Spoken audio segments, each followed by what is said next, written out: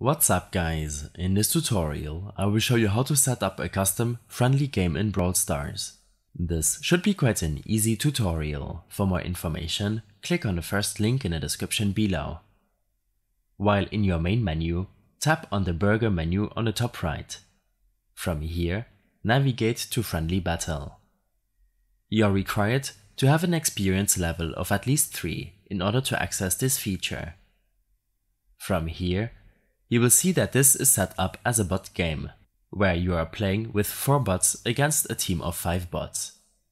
Tap on the green power icon next to the bot to prevent it from participating in the game. When tapping on Invite, you have the option to invite players from your friends list or club. You can also share your team code, which will allow other users to join your game using the team code. When tapping on Play, the friendly custom game will start. This will have no impact on your level, experience earned and other online stats.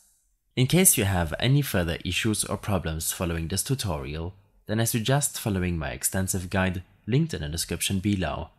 I hope this helped you out. Leave a comment if you have any questions and see you in the next one.